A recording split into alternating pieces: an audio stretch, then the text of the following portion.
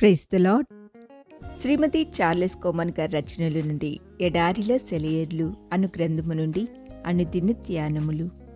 మన ప్రభువైన యేసుక్రీస్తు పేరిట సమస్తమును గూర్చి తండ్రి అయిన దేవునికి ఎల్లప్పుడూ కృతజ్ఞతాస్తుతులు చెల్లించుచు. ఎఫెసీయులకు రాసిన పత్రిక 5వ అధ్యాయం 20వ వచనము.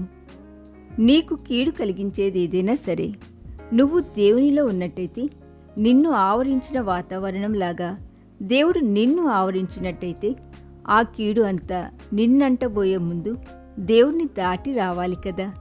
అందువల్ల నీకు సంభవించే ప్రతి దానికోసము దేవునికి కృతజ్ఞతలు చెల్లించాలి. ఎందుకంటే దాని ద్వారా దేవుడు ఏదో ఒక మేలునే తలపెడతాడు. దేవుడు మన జీవితాలను కృతజ్ఞతా యాగాలుగాను నిత్యము ఆయన్ను మహిమపరిచే సాధనాలుగాను చేస్తాడుగాక. మన జీవితాలు అలా ఉంటే ప్రతిదీ మనకు దీవెనే. ఒకసారి ఒకతను అదే పనిగా ఓ కాగితంపై నల్ల చుక్కలు పెడుతున్నాడు. ఇష్టం వచ్చినట్లు చుక్కలు పెట్టుకుంటూ పోవడం తప్ప అతనేమి చేస్తున్నట్టు అనిపించలేదు.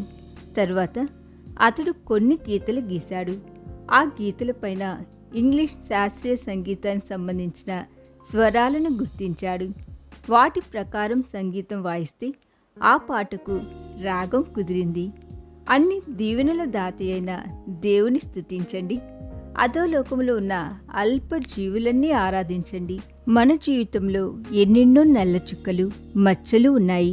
అయితే అవి ఎందుకు మనకి దాపించాయో, దేవుడు వాటిని ఎందుకు తొలగించాడో మనకు అర్థం కాదు.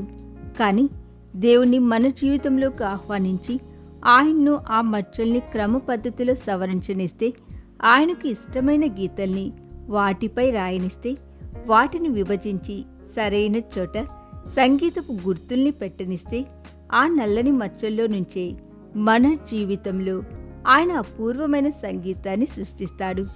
ఈ ధన్యకరమైన పని చేయకుండా ఆయన అడ్డగించడం తగదు. మందస్థాయి సంగీతం లేకుంటే హెచ్చుస్థాయి వినసొంపుగా ఉండదు. సముద్రాలకి ఇసుక తిన్నెలకి నీడల్ని చిత్రించుకుంటే చిత్రకారుడు గీసిన బొమ్మల్లో అందం ఉండదు. విచారం లేనిదే సంతోషపు సొంపు తెలిసేనా? చీకటి తెలియకుంటే వెలుగు వన్నె తెలిసేనా? చాలామంది గతంలో వాళ్ళు జటిలమైన ఇక్కట్ల పాలైనందువల్లనే ఇప్పుడు అతి వైభవమైన స్థితిలో ఉన్నారు.